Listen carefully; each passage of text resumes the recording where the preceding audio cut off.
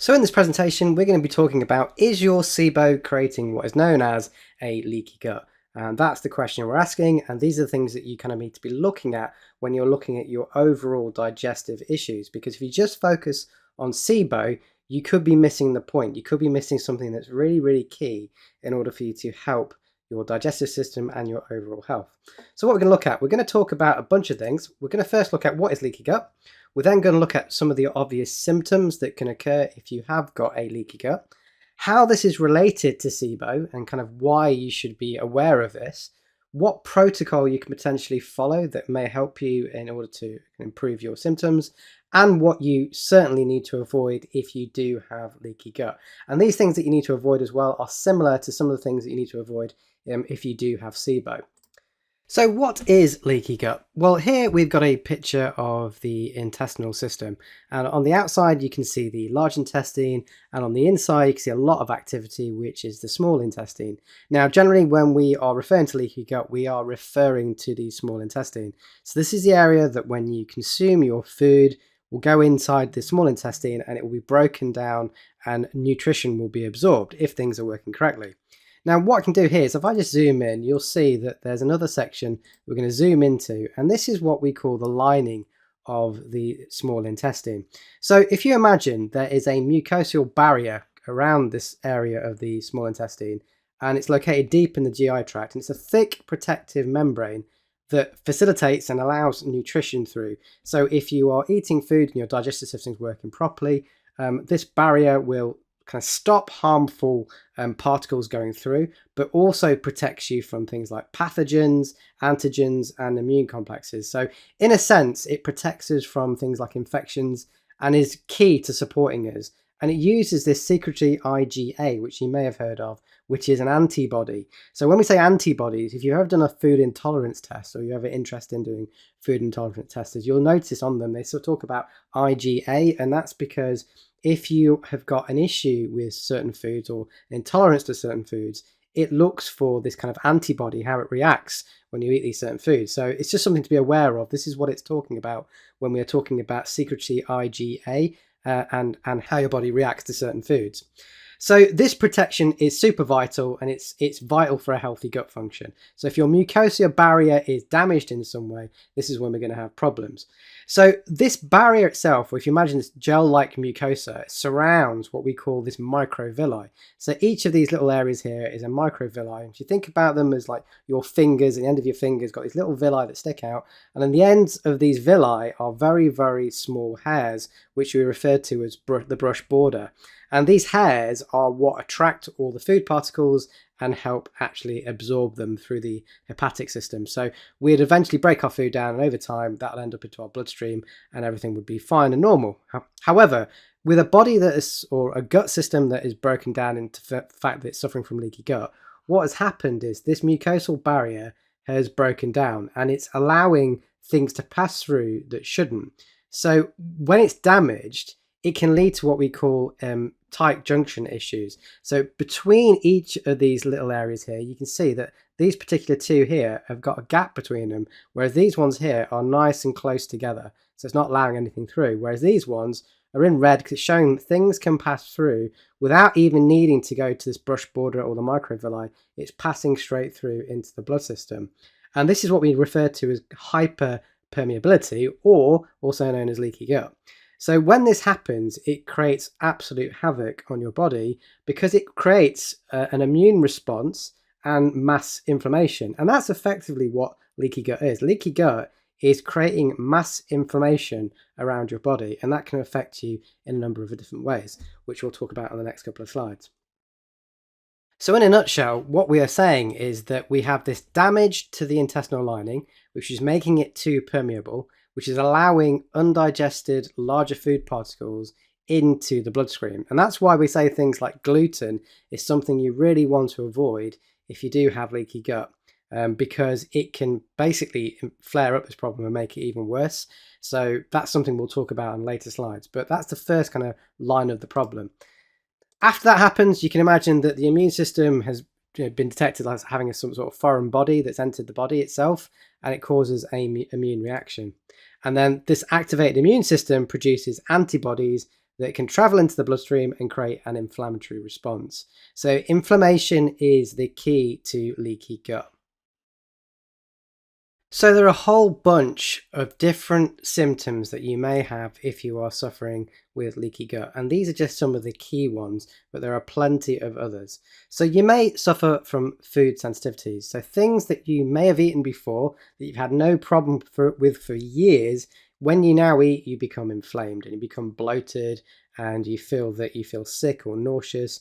And these could include things such as eggs, dairy, gluten, soy, peanuts, or nightshade vegetables. They're some of the really common ones.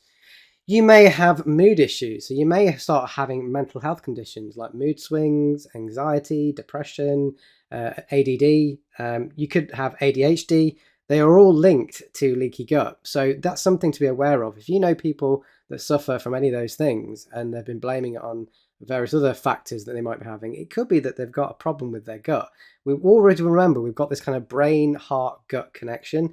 And if one of those things are out of balance, it can cause all sorts of different problems for us, not just physical, but mental issues as well. You could also have irritable bowel syndrome. So this is a common one when you go to the doctor and you kind of say you've got all these different symptoms. They'll blanket give you a case of IBS. They'll say, yep, you've probably got IBS, and then you'll just be told you've got IBS for the rest of your life. Now, I'm not saying that you won't have IBS or you can't have IBS, but the symptoms around IBS can be very, very similar to leaky gut. So you could have kind of like bowel issue movements, loose stools, stomach cramping, gas, bloating, heartburn, loss of appetite. All those sorts of things are all connected to leaky gut. Malabsorption of nutrients. Now, I think this is probably one of the most important things. Why? Because if we're not absorbing our nutrients, we're going to become deficient. And if we become deficient, we're not going to function properly. So this is something to be very, very aware of, that you may not be absorbing all the good food you're eating. And I always say this, it's not we are what you eat, you are what you digest. And if you're eating all the great organic food in the world and fantastic meat, but you're not absorbing those nutrients, you're going to be half a person. You're not going to be functioning correctly.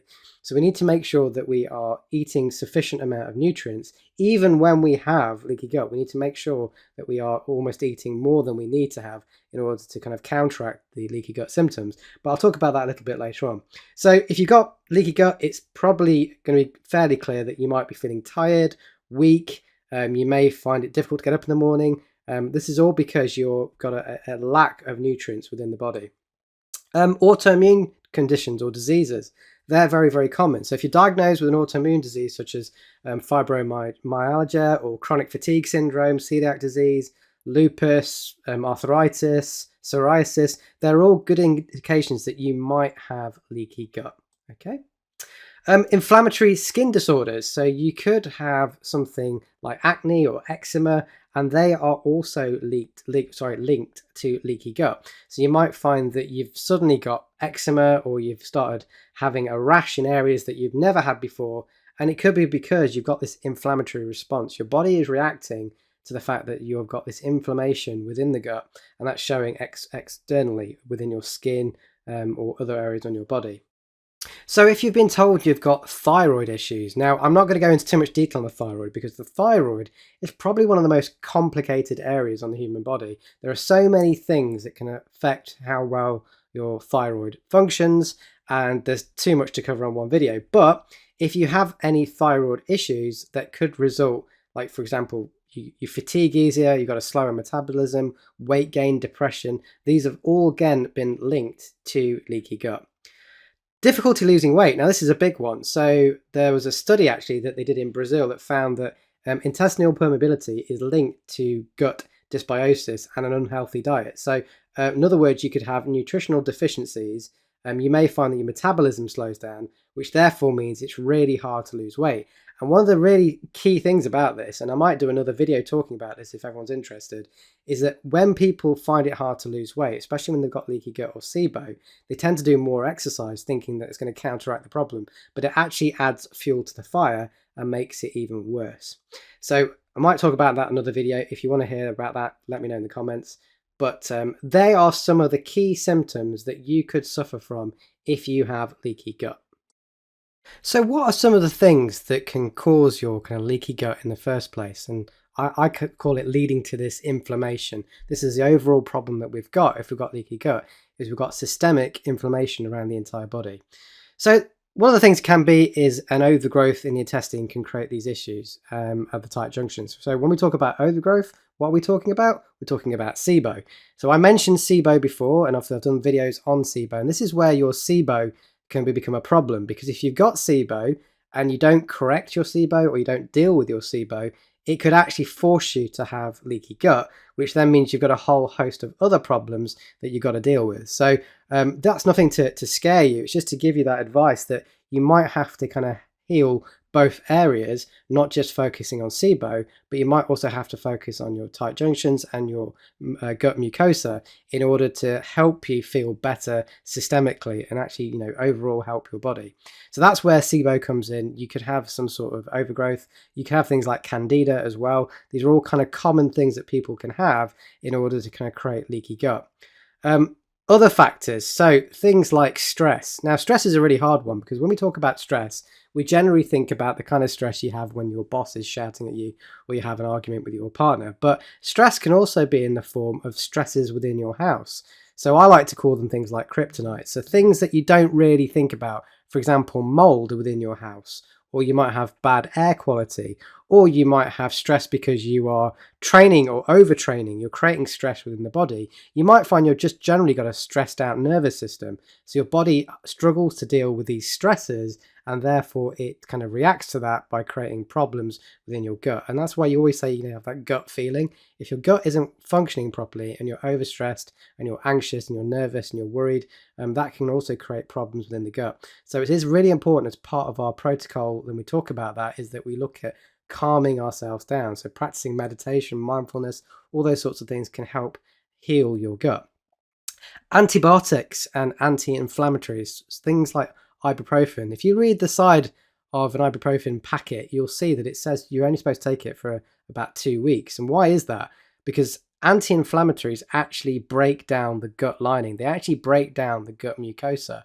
So they're actually effectively destroying your gut mucosa when you're taking them. So if you've got pain all the time in your body, maybe you do a lot of sports, you've hurt yourself, and you've been taking ibuprofen, which is also stressful, you might find that it's led to you having leaky gut. So if you've been in hospital a lot, or you've had antibiotics, or you've been on a long course of something where you've been painful in your life, you might find that's led to your leaky gut. And it's certainly, for me, it was a case that when I was younger, I used to take a lot of antibiotics and I used to take a lot of painkillers, which led to my leaky gut. So it's something that, is very prevalent in today's society. We're on painkillers and, we're getting antibiotics for various things.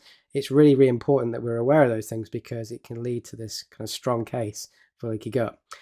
Alcohol consumption, this is a really big one, because alcohol, is a poison. Effectively, you are poisoning your gut environment and you are affecting the bacteria balance within your gut. So any heavy alcohol consumption that you have, is going to affect your gut, and it's certainly going to affect how your gut absorbs nutrients. I'm not going to go into that in too much detail. I think everyone's aware how alcohol can be bad for you, but it is a big one, especially when you're trying to rebalance your gut and kind of rebuild your gut mucosa. And the final one on here, which is a big one, is gluten. So gluten has been shown many, many times in lots of studies to affect the gut mucosa and affect the tight junctions. So gluten can actually go through those tight junctions very, very easily and create this inflammatory response. So if you are eating gluten, or you're eating gluten regularly, it could be something that you need to kind of be aware of and avoid. And if you're on the kind of case of trying to fix yourself and promote good health within your body, I would certainly avoid gluten for the first sort of 6 to 8 months when you're going through a protocol.